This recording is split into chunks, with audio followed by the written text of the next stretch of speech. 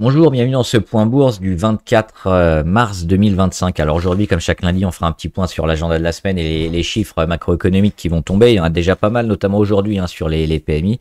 On reviendra dessus.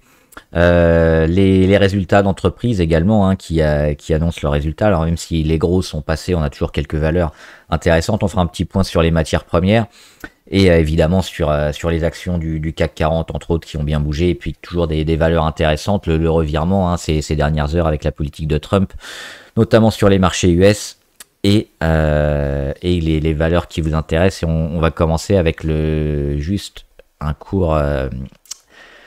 une courte analyse sur le Bitcoin. Alors avant de commencer, comme d'habitude, je rappelle que les informations et analyses données sur cette chaîne sont données à titre indicatif et ne peuvent pas être considérées comme un conseil en investissement. L'investissement en bourse est risqué et vous êtes responsable de tous les investissements que vous faites. Alors un petit point avant sur le Bitcoin pour voir qu'il continue de travailler, notamment sa moyenne à 200. Là, ça fait un moment qu'on est dessus, notamment depuis le 9 mars.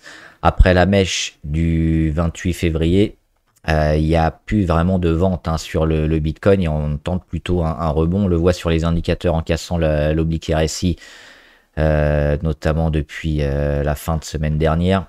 On revient sur les 88 000. Là, c'est ces niveaux-là qu'il faut casser, 88, 90, pour confirmer la relance sur le Bitcoin. Pour l'instant, on est toujours en consolidation, mais on sent peut-être la fin de consolidation, avec quand même des signes de rachat assez forts sur les 78 000, donc c'est plutôt à suivre. L'Ethereum est beaucoup moins bien, on peut le regarder rapidement.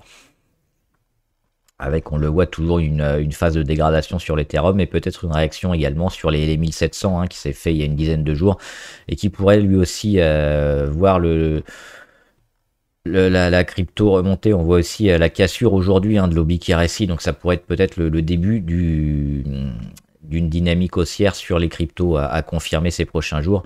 Mais on est plutôt bien orienté, surtout sur le Bitcoin. Alors on va commencer, avant de voir les matières premières et les indices, par l'agenda de la semaine et les chiffres macroéconomiques qui sont tombés. On a notamment eu les PMI. Les PMI, ça mesure la santé économique du pays à la fois sur le manufacturier et sur les services. Donc là, on a eu les deux. Au-dessus de 50, on est en expansion. En dessous, on est en contraction. Et on a eu des chiffres toujours un peu moyens en Europe, mais qui sont pour la plupart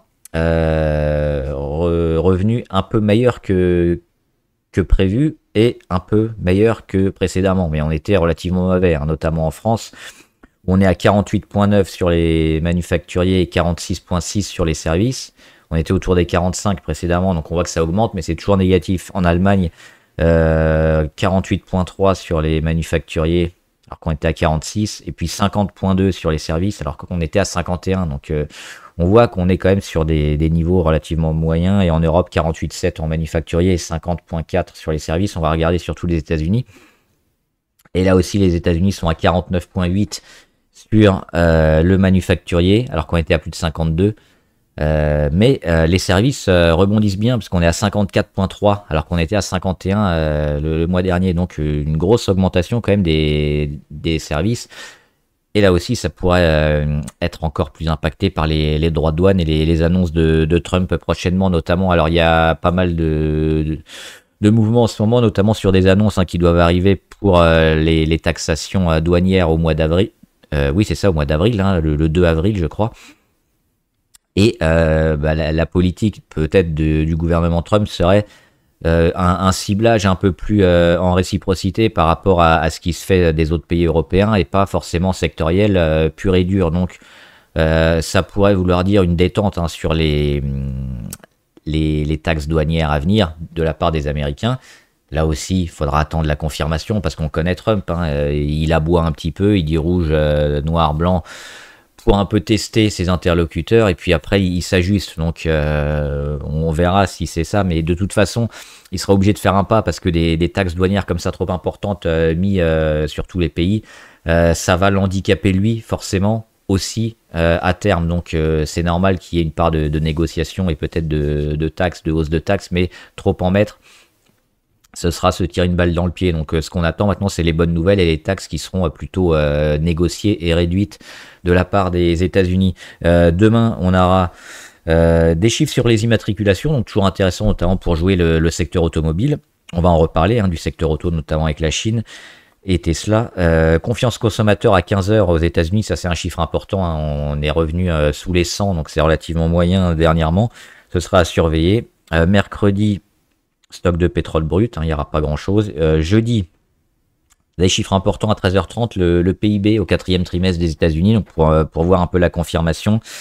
On est tombé sous les 3% de croissance, on verra, on espère 2,3%. Et inscription hebdomadaire au chômage, comme d'habitude, autour de 220 000, donc à voir s'il y aura des gros écarts. Et enfin, vendredi, l'IPC en France, mais là, on est très bas, hein, on est à 0,8 en annuel, donc on est à moins d'1% d'inflation. C'est aussi dû à la baisse qu'on a eue dernièrement au gouvernement, hein, qui a mis du temps à se mettre en place et à la longueur aussi des administratives. Donc on a eu un peu de baisse en France, ça a été amplifié par ça. Donc forcément, quand ça marche moins bien, l'économie, on a moins d'inflation. Et surtout, 13h30, PCE Core, hein, indice des prix à la consommation des ménages aux États-Unis, c'est ça, c'est un des indices phares, notamment pour que la Fed se base pour baisser ou pas les taux d'intérêt. Donc là, ce sera un chiffre relativement intéressant à suivre, parce qu'on a vu que la baisse de la croissance américaine va entraîner aussi une baisse de l'inflation et probablement une baisse des taux peut-être dès cet été. Au niveau des résultats, on a Abivax aujourd'hui, BYD, on va en reparler. Demain, il y aura notamment Exile Technologies et la Française de l'énergie. CD Projekt, GameStop. Mercredi, on aura 2 CRSI, hein, une valeur qu'on suit sur le portefeuille. On aura également Guillemot, LNA Santé, Osimmuno, Serge Ferrari dans le secteur de la construction à suivre. Jeudi, on aura Memscap. Et vendredi, Equasense et éventuellement China Automotive. Donc là, c'est une petite liste de valeurs, il y en a évidemment beaucoup plus, hein, qui donnent leurs résultats en permanence. Un point sur les indices pour voir que la Chine, depuis toujours le début de l'année, revient bien. Là, on est sur le CSI 300 après le gros boom, hein, de l'annonce du mois de septembre. C'est encore plus marquant sur le Dow Jones Shanghai parce qu'on n'a quasiment pas rendu, hein. On le voit avec le gros boom du mois de septembre. Et finalement, on est revenu ici sur le Dow Jones Shanghai. Donc, des actions chinoise toujours très intéressante. Et alors aujourd'hui, la Chine, c'est toujours la deuxième économie mondiale. La question, c'est pas de savoir s'ils vont passer devant les États-Unis, mais quand ils vont passer devant les États-Unis, parce que c'est pour bientôt. Alors des mois, des années, on ne sait pas, mais c'est pour relativement bientôt. C'est les Chinois, donc l'intérêt aussi de s'intéresser aux actions chinoises qui sont de plus en plus connues. On en parle ici souvent, hein, avec BYD, avec Alibaba, etc. Donc des actions intéressantes à prendre parce qu'elles ont une croissance intéressante et que ça va devenir la première économie mondiale. Un petit point aussi sur l'Inde. On l'avait dit, hein, le rebond qui était en train de se faire depuis fin février, début mars. Confirmation, hein, on n'arrête pas de monter. Alors, on est toujours en légère dégradation sur le marché indien, mais le signal qu'on a mis, hein, depuis maintenant une vingtaine de jours, il est largement positif. Donc peut-être pas aussi de continuation comme ça ad vitam aeternam. Forcément, ça va construire, ça va rebaisser peut-être ici, hein. On va peut-être encore gagner 2-3% sur le marché indien avant de se calmer, mais on a la confirmation d'un retournement et surtout d'une fin de baisse sur le marché indien, hein, qui durait depuis le mois de septembre. Donc toujours favorable pour entrer éventuellement et s'investir sur l'équivalent du CAC 40, hein, le Nifty 50 en Inde. Le Dow qui revient au-dessus de son niveau d'élection Trump, hein, et sur les 42 200, on est à 42 500 à la mi-séance, au-dessus de la moyenne à 200, donc ça aussi c'est intéressant, c'est porté notamment par les possibles tractations sur les droits de douane qui pourraient baisser, donc ça refait monter un peu le marché, et on voit que le marché, sur le marché américain, on est en train aussi de jouer cette dynamique sur la moyenne à 200, et avant de peut-être choisir un camp, c'est les droits de douane qui vont le choisir, avec des droits de douane très forts et une capitulation du marché et une baisse et une dégradation du marché vers les 40 000 sur le dos, ou alors une détente sur les droits de douane, plus d'accords, moins de taxes et un retour du dos vers les 42 000, 43 000 et une continuation de la progression des marchés américains. Sur le Nasdaq, on est aussi haussier, hein, on a pas mal de technologiques qui reviennent après une grosse période de baisse. Alors on n'est pas encore sorties, parce qu'on est vraiment sur des niveaux clés sur beaucoup de valeurs technologiques et semi-conducteurs, mais on sent quand même qu'on n'est pas loin de valider la fin de la baisse. Faut pas l'anticiper non plus, mais sur des valeurs comme Nvidia, comme Broadcom, ou même en Europe, hein, avec BE Semiconducteurs ou ASML, il y a quand même une fin de baisse qui semble se concrétiser. Donc, on attend peut-être les derniers chiffres, hein, de reprise un peu plus fortes pour vraiment relancer tout ce secteur-là, mais c'est plutôt favorable. Et le CAC 40, qui fait pas grand chose depuis un moment, le CAC 40, on l'a dit, ça manque un peu de catalyseur, c'est surtout les droits de douane actuellement qui font bouger un peu les marchés, mais on est toujours relativement haut, hein, en embuscade près des plus hauts, et on attend éventuellement des données un peu plus intéressantes, notamment sur les taxations, ou alors des données macro, mais là cette semaine on n'aura pas grand chose, hein, en Europe, éventuellement le chômage en Allemagne vendredi, mais bon, sur la France on est toujours quand même plutôt bien orienté, en phase de consolidation à plat, donc toujours plutôt intéressant. On verra les actions françaises après. On va parler juste avant des matières premières avec le Brent et donc le petit rebond, hein, qu'on avait vu ici sur les 70. Et on est sur les 73. Alors rebond, oui, sur les 69 environ. Donc on confirme, hein, qu'il n'y a pas de capitulation sur la demande. Malgré la baisse de la croissance américaine, on a toujours les autres marchés qui tirent un peu la demande, hein, du pétrole vers le haut, avec les marchés européens, notamment grâce à l'armement, avec les marchés, on l'a vu, indiens qui reviennent, avec la Chine qui est toujours, alors sans exploser, mais qui revient petit à petit et qui améliore ses chiffres, et qui va devenir probablement bientôt la première économie mondiale. Donc tout ça, ça permet au pétrole de ne pas exploser vers le bas, et de garder un prix relativement important, même avec une économie américaine qui ralentit. On va regarder aussi l'uranium. Forcément, l'uranium, c'est comme le Brent, hein, c'est une des sources d'énergie importantes pour beaucoup, avec notamment les centrales nucléaires. Et on voit que là aussi, on avait un peu pris peur avec la baisse de la croissance, avec avec DeepSeek aussi, qui avait mis une petite incertitude sur les besoins en énergie pour faire tourner notamment tout ce qui est IA et technologique, parce que tout ça représente une quantité d'énergie hallucinant, hein, en termes de pourcentage global de l'énergie mondiale.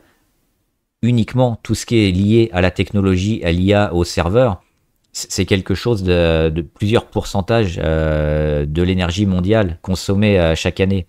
Donc c'est vraiment un secteur important. Donc c'est pour ça que ce secteur-là en particulier va aussi impacter, hein, toutes les autres secteurs en rapport avec l'énergie, que ce soit le pétrole, que ce soit l'uranium, que ce soit des valeurs en rapport avec l'énergie comme Total ou Engie, les électricités, les énergies renouvelables. Donc et on voit, hein, un début de rebond aussi sur des niveaux intéressants. Et là on est toujours plutôt long terme sur l'uranium, mais on a vu un petit rebond sur des niveaux clés. On est toujours relativement moyen, hein, sur l'uranium à court terme, mais on a quand même eu une belle réaction ici, hein, depuis le mois de mars, donc toujours plutôt positif aussi. Et le cuivre qui continue sa progression, hein, le cuivre qui revient quasiment sur une résistance. Ici c'était les plus hauts de mai 2021 et de février avril 2022, qu'on avait touché ici, un peu dépassé au mois de mai 2024. On commence à y revenir déjà, donc c'est bien. C'est aussi la Chine, c'est aussi la reprise, hein, du marché au global à travers le cuivre. Donc là, c'est plutôt aussi un signal positif pour la plupart des marchés, surtout émergents, mais la plupart des marchés au global. Et on le voit aussi avec le pétrole notamment. Donc le cuivre, c'est aussi un indicateur important sur la bonne santé et la visibilité de l'économie à venir. Les autres, on va pas les regarder, c'est pas super pertinent. Juste regarder quand même l'argent qui, on va le regarder en très long terme, hein, avec le pic ici sur 2011. Alors, je crois qu'on était encore au-dessus avant. J'ai pas les données avant 86 là. Mais oui, depuis 2011, donc on n'a fait que baisser. Et puis on voit la réaction ici 2020. la grosse réaction, 2020, 2021, 22, 23, 24, cette phase de congestion et puis cette sortie, 2020-2024, et cette sortie vers le haut. Donc là, on joue vraiment plutôt le long terme aussi sur l'argent, mais avec la reprise de l'économie, c'est plutôt, à part les USA, c'est plutôt aussi quelque chose à jouer. Et en court terme, on avait donné ici un signal intéressant au-delà des 32,5 sur l'argent. Donc pour moi, c'est toujours haussier moyen-long terme, et c'est intéressant de s'investir dessus. On va regarder le CAC 40. Avec forcément, qui dit droit de douane en baisse et des accords un peu plus ciblés et de réciprocité sur les taxes douanières, il y a les semi-conducteurs, on en a parlé au début, qui montent. On va en revoir d'autres après, parce que c'est des secteurs assez taxés notamment. Et le secteur automobile aussi, avec pas mal d'usines qui sont hors des États-Unis, qui ont pas mal d'importations aux USA et de débouchés aux USA et qui sont trop taxés. Et donc là, si ça se détend un peu, ces valeurs-là devraient repartir. Donc on a Renault et Stellantis qui sont en tête du CAC 40, justement parce que on a ces annonces. Alors c'est pas vraiment des annonces, c'est plutôt des bruits de couloir et des rumeurs sur la politique de Trump. Alors on verra si ça se vérifiera ou pas, mais oui, c'est ça que certains investisseurs jouent. Sur Stellantis, on le voit, c'est quand même toujours relativement mauvais. Comme d'habitude, on achète plutôt les gros et ceux qui réussissent dans le secteur plutôt que les derniers et les mauvais élèves. On a le droit de tenter des rattrapages. Moi, je le tenterai pas sur Stellantis, en tout cas pas aujourd'hui, pas maintenant, et pas sur ces niveaux-là. Ça fait plus de 6 mois qu'on dit d'éviter Stellantis. Il y a bien un moment où ils vont repartir, mais il faudra attendre effectivement qu'ils repartent pour les jouer, je pense. C'est plus sécure. Thales aussi qui a été un changement d'analyste qui s'est mis à l'achat ou à surpondérer, toujours favorable pour le long terme aussi sur les valeurs armement. Et au niveau de ce qui n'a pas fonctionné, Carrefour, toujours en gap baissier, il n'a pas été comblé. Rebond technique ici. Et on retente les mêmes niveaux, à savoir les 13.4, 13.5, et ça passe pas. Sous les 13,66. Donc on est toujours baissier sur Carrefour. Là aussi, c'est vraiment négatif. Tant qu'on n'a pas comblé ce gap, on risque d'avoir plutôt des mauvaises nouvelles, des retours sur support à 12.6, voire des cassures de ce support à 12.6. Donc compliqué sur Carrefour et puis Kering, pareil. Le gap baissier, qui dit gap baissier, dit certainement une tendance très négative à venir. On revient sur le plus bas de 104, mais on voit qu'on ne l'a pas tenu aujourd'hui. Donc là aussi, plutôt toujours privilégier les plus forts sur le luxe et pas Kering. Et on va regarder quelques valeurs du portefeuille. Et les résultats qui vont arriver. Donc des CRSI donnent leurs résultats mercredi. On a des beaux signaux quand même. Alors on a eu un double échec, même un triple, si on compte ce rebond du mois de mai 2024 sur les 5.16. On l'a dépassé un peu avec des mèches et même en ouverture. Ça n'a pas passé, mais derrière, ça a été racheté constamment de CRSI. Donc on verra les résultats. Moi, je suis toujours dessus parce que la configuration, elle est extrêmement propre, elle est haussière et elle s'achète. Notamment tout ça, cette cassure d'oblique et cette congestion et cette cassure vers le haut, ce rassemblement de moyennes mobiles, c'est quelque chose qui doit s'acheter parce que derrière, on a des relances haussières dans la majorité des cas. Donc, on verra si c'est le cas pour 2 CRSI. Mais moi, je suis toujours dessus. Je voulais regarder aussi... oui, BYD.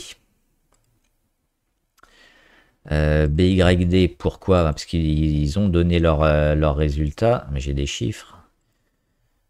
Chiffre d'affaires 2024, 107 milliards de dollars. Bénéfice net, 5,5 milliards de dollars. Donc là aussi, non seulement ça commence à vendre beaucoup en volume, mais ça commence à rapporter de l'argent et à être comparable, voire même plus important que les gros, notamment Tesla. On le voit sur la même période. Tesla, en 2024, ils ont fait 97 milliards de dollars. Et BYD 107. Donc BYD, ils ont dépassé le chiffre d'affaires de Tesla. Ils ont également fait dépasser Volkswagen en termes de nombre de voitures vendues en Chine, avec 4 250 000 véhicules vendus en 2024. Donc on voit que ça devient aussi un vendeur de masse très important, un BYD, un leader parmi les véhicules électriques et hybrides. Et ils envisagent aussi de construire une usine européenne en Allemagne. J'avais aussi entendu la Hongrie peut-être, donc où ils ont déjà une usine en Hongrie, mais ils vont de plus en plus s'installer aussi en Europe pour continuer leur expansion. Et puis ça évite aussi les taxes douanières, et puis ça permet aussi des meilleures relations avec les pays vendeurs quand vous produisez notamment dans le pays ou dans le continent. Donc une visibilité qui est plutôt toujours intéressante parce qu'on continue les efforts sur le développement sur BYD. Donc oui, les véhicules électriques et hybrides, à mon avis, il faut jouer les chinoises et probablement BYD. Il y a aussi Xpeng, il y a aussi Geely, il y a aussi deux, trois autres. Mais BYD me semble peut-être la plus intéressante parce que la plus forte et une des plus grosses dernièrement en termes de volume, en termes de résultats aussi. Donc voilà, si on veut jouer ce secteur-là, je pense qu'on ne peut pas omettre les véhicules et les constructeurs chinois. J'avais également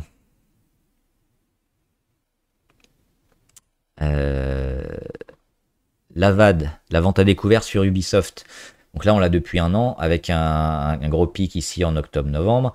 Et puis depuis, ça commence à se racheter. Alors le cours est quand même super bas, on va le voir après. Mais on est passé, on le voit, de près de 9% du capital en short, c'est énorme, à 6, puis 4 maintenant. On est à 4%. Alors 4%, c'est encore important, mais par rapport à ce qu'on a eu dernièrement, c'est quand même relativement acceptable maintenant. On va regarder un peu le graphe et on va reparler d'Assassin's Creed, le dernier opus d'Ubisoft. Sur le Japon notamment, les chiffres étaient quand même plutôt très bons. Je crois que c'est leur deuxième meilleur lancement derrière un autre Assassin's Creed. 1 million de joueurs le premier jour. Je crois qu'ils ont eu 2 millions ce week-end. Donc plutôt une belle réussite. Alors quand on regarde un peu les jeux, on trouve toujours un peu tout et son contraire. Mais dans l'ensemble, les chiffres sont quand même plutôt bons. Il faudra continuer de voir cette semaine les résultats. Les annonces joueurs et autres, mais pour l'instant c'est plutôt favorable quand même ce que nous fait Assassin's Creed. Alors Ubisoft, c'était un peu la dernière chance, on le voit, ça a bondi aujourd'hui à plus 7, mais on avait déjà perdu 7 ou 10 la veille, vendredi. Donc pour l'instant, plutôt en mode observation. On serait quand même plutôt enclin à voir du positif sur le jeu, mais on va voir un peu la congestion qui va se mettre en place et éventuellement la continuation de rachat de vente à découvert et la hausse vers le haut. Pour l'OPA de Tencent, vous savez ce que j'en pense, j'y crois plus trop, même si c'est toujours possible, ils sont au capital et ils pourraient racheter ou se renforcer, mais c'est pas vraiment j'ai pas l'impression que ce soit dans l'idée des frères Guillemot pour l'instant. Il y aura des résultats sur le Guillemot le mercredi 26, donc éventuellement à voir, mais à moins qu'on ait un changement de gouvernance. Pour l'instant, ça semble pas être le cas et voilà. Donc oui, plutôt peut-être une petite réaction, mais c'est toujours relativement faible sur Ubisoft. Mais si le jeu marche bien, si on a une confirmation cette semaine, on pourrait peut-être relancer à court terme une hausse entre les 14 et les 18, ce qui reste quand même très faiblement valorisé sur Ubisoft. Donc les volumes quand même plutôt intéressants ces deux dernières séances, mais c'est un peu trop tôt quand même pour voir un retour d'Ubisoft dans une séquence plutôt dynamique. Je voulais voir aussi quelques valeurs américaines, on a parlé. Regardez les semi-conducteurs, quasiment tout est vert. On a quoi? On a Samsung en rouge, Ribert et Swatec, mais quasiment pas, 0,3. Et le reste, c'est plutôt vert, c'est plutôt intéressant. Donc là aussi, c'est porté par les taxes douanières peut-être un peu moins sévères, un peu moins importantes. C'est un peu la même chose pour les Batman, hein, les principales valeurs américaines. Avec, on le voit, elles sont toutes en vert, et on va regarder notamment Nvidia, hein, la championne 2024, qui tente toujours son rebond et qui est plutôt en phase de le confirmer. Alors on est toujours sous les 125, hein, 125, 130, c'est les niveaux qu'il faut casser pour relancer la hausse sur Nvidia, mais déjà la baisse finalement, racheter sur les 104, et puis derrière on tient les 100, 110, 115, il n'y a pas de dégradation. Alors trop tôt, hein, aussi, parce qu'on peut très bien faire ça et puis continuer comme ça pendant des semaines, voire des mois. Mais c'est ces niveaux-là qu'il faudra regarder, hein, les 128, 125, 130. Si on arrive à les casser, il y aura certainement une belle dynamique sur le secteur technologique. Et puis on va reparler de Tesla. Beaucoup trop bas Tesla, hein. On a comblé le gap à 218. Alors oui, on n'a pas énormément vendu, on n'a pas énormément gagné d'argent, mais on a toujours des projets intéressants et qui peuvent faire flamber Tesla. On a parlé des robots taxis. Alors moi je suis déjà investi sur Tesla, un peu haut, même si j'ai renforcé dernièrement. C'est ça qu'on joue, et puis on joue aussi la proximité avec Trump et les accords qu'il va avoir, hein, pas forcément en termes de contrat, mais peut-être aussi, mais aussi en termes de loi ou de fiscalité. Il va certainement avoir des accords ou des financements comme ça qui vont aider le groupe. Donc c'est ça qu'on joue. On joue aussi les robots taxis, les robots qui vont arriver un peu partout et qui pourraient encore faire exploser la cote de Tesla, parce que c'est un peu un acteur unique et qu'on peut pas comparer aux autres. Alors on a eu le boom de l'élection, on en est revenu parce qu'on a tout perdu, mais on est revenu finalement au niveau préélection, et il est toujours en poste, hein, il va toujours certainement profiter de beaucoup d'annonces, et on le voit. On est allé sous les 30 niveaux RSI, on en revient, cassure d'oblique RSI, et on a comblé le gap ici sur les 218. Donc ça ressemble à un niveau rebond, un niveau rachat, après avoir perdu quand même 54% de la valeur. Bon.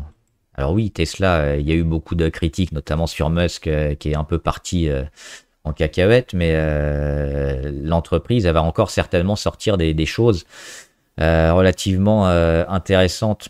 Donc, on a aussi l'inversion de tendance niveau MACD. Alors, la confirmation de la Raoult sur ces deux niveaux clés, hein, notamment les 285 environ, et la cassure de l'oblique court terme, qui se situe aujourd'hui sur les 325, mais qui va descendre rapidement, hein. D'ici début avril, on sera sur les 305. Donc c'est ces niveaux-là qu'il faut jouer. La cassure des 285-300, si elle arrive, on aura la confirmation que Tesla, hein, rebondit, et pour jouer peut-être dès cet été, hein, les taxis autonomes et les robots à venir, ça pourrait être un relais de croissance super important, et même peut-être plus important que ce qu'on a connu avec les batteries et les voitures électriques sur Tesla. Donc c'est quelque chose, je pense, qu'il faut suivre et probablement acheter au mois d'avril ou maintenant. Et on va voir juste, il y avait d'autres valeurs que je voulais voir. Alors il y a les valeurs abonnées.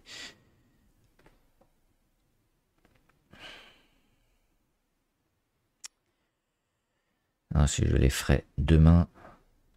Et donc on va voir, hop, quelques valeurs abonnées avec AMD. Bah, AMD, c'est ce qu'on disait, hein, sur les taxes douanières notamment. On a un rebond, mais là le rebond est un peu plus fort que... je suis attaqué. Le rebond est un peu plus fort que dernièrement. Alors, on valorise aussi super bas sur AMD, hein, on le rappelle, c'est un des concurrents de Nvidia notamment. Mais en termes de qualité, de précision un peu, et de capacité de calcul de ces puces, ils sont un peu plus faibles que Nvidia. Alors c'est aussi intéressant pour des acteurs qui n'ont pas besoin d'ultra performance, mais le marché a clairement pas acheté, hein. Gap baissier ici au mois de juillet, gap baissier au mois de novembre, elle en remet encore un au mois de décembre, elle en remet un peu un ici en janvier, donc elle fait gap baissier sur gap baissier, elle n'arrive pas. Mais on voit, si on dézoome, hein, ce niveau-là, où on avait fait un W, on avait retrouvé la moyenne à 200, on était sur les 93 $, environ, donc c'est la zone entre les 90 et les 105 en gros, sur lequel on est revenu et qu'on est en train sur laquelle on est en train de rebondir et de recasser. On casse alors la première, je l'ai gardée parce que le cours la suivait, notamment, même si on l'avait cassé un peu au mois d'octobre. Mais là, on vient quand même de casser à la fois l'oblique, la moyenne à 20, la moyenne à 50, ce qui n'était pas arrivé depuis le gap du mois d'octobre. Donc ça fait un moment. Ça devrait être confirmé aussi par tout le secteur semi-conducteur et IA. Mais on voit qu'on a quand même beaucoup perdu. Hein. Alors sur les plus hauts, évidemment, sur les plus hauts, on a perdu 57%, mais plutôt ici, sur le rebond technique, on a perdu 49%, donc c'est beaucoup. Et finalement, on valorise peut-être plus assez pour AMD. Donc on attend plutôt que les bonnes nouvelles maintenant. Et le retour avec Nvidia, avec Broadcom, avec Amazon, Alphabet, Meta Platform qui ont besoin des puces notamment pour relancer le cours. On a ici un premier signal positif avec le retour sur un support autour des 93 et puis la cassure moyenne à 20, oblique, moyenne à 50 qui se fait assez rapidement et puis que du vert. Donc là, on a quand même une séquence plutôt favorable pour AMD. Un peu anticipée, mais éventuellement à surveiller. Agilent Technologies, qu'est-ce qu'ils font? Fourniture logicielle, consommables et services au laboratoire. C'est pas terrible. Ça fait même un peu peur. Parce que, comme d'habitude, gap baissier, moyenne à 200, échec. Et gap baissier. Donc on en est là, on continue de baisser. Si on veut racheter quelque chose, ce sera plutôt ici le comblage de gap à 113 et le rebond. Pour l'instant, c'est négatif. Avancium. Alors, il y avait l'augmentation de capital ici. Ça fait un peu plus d'1 an. 1 an et 2 mois déjà. Et elle y arrive toujours pas, Avancium. C'est notamment sur les énergies hydrogène ou renouvelables. Elle avait fait quoi? Elle était dans la chimie, mais elle avait pas mal d'usines, je crois. En hydrogène, il me semble, je vérifierai. Une technologie qui a toujours un peu de mal, mais alors dernièrement, oui, augmentation de capital, donc ça va pas. Et on casse tout, malheureusement. Il y a eu ces gros échecs, notamment ici, qui étaient à surveiller sur les 2,82. Échec, échec, échec, échec. Et derrière, on n'y arrive pas. Les 1,6 qui étaient le plus bas du mois de septembre, on vient de les recasser. Donc on est toujours baissier sur Avancium. On attendra un gros pic de volume et une rentrée peut-être et une annonce un peu sur des nouveaux chiffres et des perspectives en termes de visibilité un peu meilleures. Mais pour l'instant, il faut plutôt éviter Avancium. Celsius Holding, qu'est-ce qu'elle nous fait? On va nettoyer un peu. Oui. Alors il y a eu le gap haussier ici qui a été comblé. On repart, mais il n'y a pas de grosse force quand même. On va revenir sur la moyenne à 200. Ça risque de prendre du temps. Alors on a quand même ce pic de volume qui est intéressant. Ici. Qui coïncide avec un peu un plus bas et une tentative de reprise. Donc éventuellement oui, mais je pense qu'il faut encore attendre et surtout revenir au-delà des 36,7, même si on n'en est pas loin. Et encore des volumes, parce que là les volumes, même s'ils sont importants, ils sont pas, c'est pas des rentrées de volumes monumentaux. Hein. C'est plutôt ça qu'on va attendre. Equasense, toujours négatif. Ça ne fait que baisser. Il n'y a que du rouge. Là aussi, on avait un niveau clé, c'était les 45,7. Cassé ici au mois de novembre, rebond, échec au mois de décembre. Derrière, on revient tester le support, échec. On est baissier, on reste toujours baissier sur Equasense. On a cassé les 38,49, donc non. Intuitive Surgical, c'est pas mal. c'est pas mal parce qu'on vient aussi de combler le gap qu'on avait créé au mois d'octobre. Celui-là, on va l'enlever. Donc il n'y a plus de gap, hein, les 480 ici, ça, on voit qu'on a réagi et qu'on revient sur un moyen à 200 là aussi. Certainement pas mal de construction, donc en termes de temps, ça peut mettre plusieurs mois pour travailler ici. Et ce qu'on va attendre, bah, c'est une congestion, une baisse de volatilité, et puis boum, une poussée sur volume pour casser à la hausse. Euh, Pas potentiellement tout de suite, hein, que ça fasse ça, ça m'étonnerait, mais bon, on sait jamais. Donc éventuellement surveiller, mais ça risque, parce qu'on vient quand même de mettre des plus hauts et puis d'avoir des prises de bénéfices, de mettre du temps. Micron Technologie, moi je suis toujours dessus, toujours favorable. On attend la reprise aussi, hein, secteur IA technologique, mais on a vu que c'était plutôt bien orienté, on va pas dire bien parti, parce que c'est prématuré. On a toujours ces échecs, hein, autour de la moyenne à 200 et puis des 100, 110, 105. Mais derrière, c'est racheté sur les 85-90 en permanence. Donc, on peut même y voir une congestion un peu plus long terme comme ça. Et bah pareil, ce qu'on attend, c'est la fin de la congestion, la baisse de la volatilité. Et boum, la cassure forte vers le haut qui signalera, hein, la reprise haussière du cours.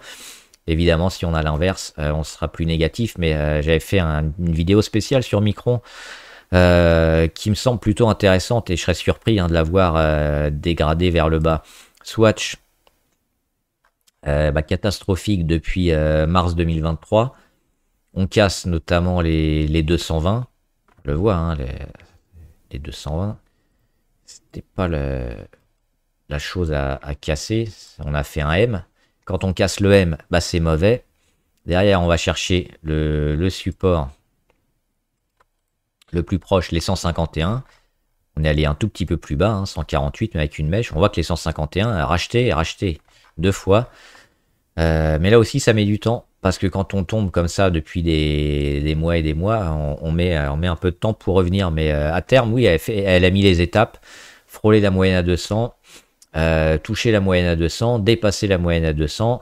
Donc elle est en train de travailler. Mais là aussi, ça risque de mettre un moment avant de se retourner. Il faudrait voir aussi les prochains résultats, s'ils sont bons.